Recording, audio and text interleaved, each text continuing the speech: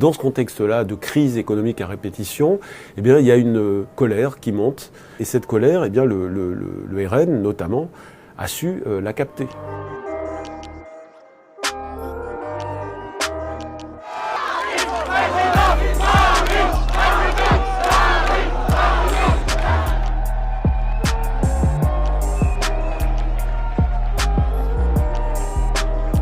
Plus vous avez de candidats à l'extrême droite, comme ça a été le cas, on n'en a jamais eu autant, plus ça profite à Marine Le Pen, c'est évident. L'extrême droite en général profite des fragilités actuelles de la démocratie, du fait qu'il y a une montée de la précarité, du chômage en France, qu'il y a une Europe libérale très dure, qui a des règles très sévères, qui fait que les peuples commencent à être épuisés. Et dans ce contexte-là de crise économique à répétition, il y a une colère qui monte. On l'a vu évidemment avec les Gilets jaunes, mais dans d'autres épisodes de conflits sociaux. Et cette colère, le RN notamment, a su la capter.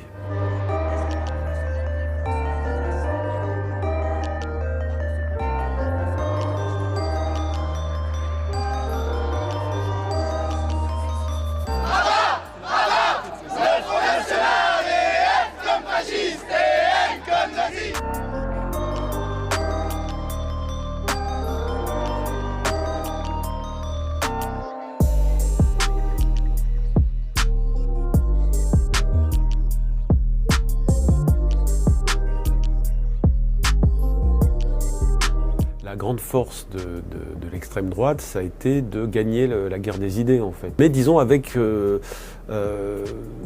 une forme de suivisme, y compris des autres partis qui parfois pouvaient s'enliser ou tenter de suivre ces idées-là pour essayer de recapter les voix. C'est le mythe d'une identité nationale qui serait pure, française, chrétienne, blanche, de souche, etc. Ça va de pair avec une conception même de l'Europe qui serait avec des racines chrétiennes, une Europe de blanc, qui serait menacée par des étrangers, des migrants, des noirs ou alors des musulmans.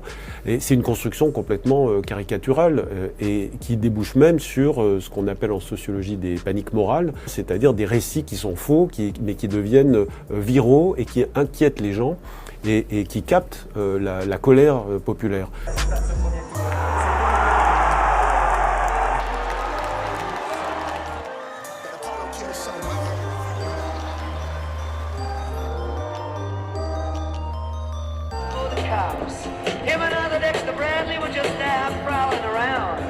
Le projet de Marine Le Pen, il est à la fois très ancré dans ce mythe d'identité nationale, dans cette logique d'exclusion des autres, des étrangers, des migrants, de l'islam, etc.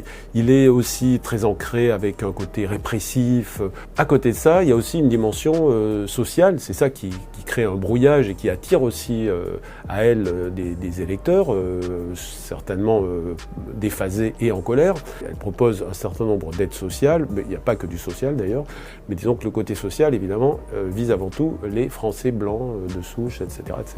Regardez le fascisme de Mussolini, le national-socialisme d'Hitler, c'était un mélange, sans rentrer forcément dans le point Godwin, mais malgré tout, c'était toujours un mélange de social et d'identitaire, d'ultranationalisme raciste. Et c'est aussi ces éléments qu'on retrouve chez Marine Le Pen.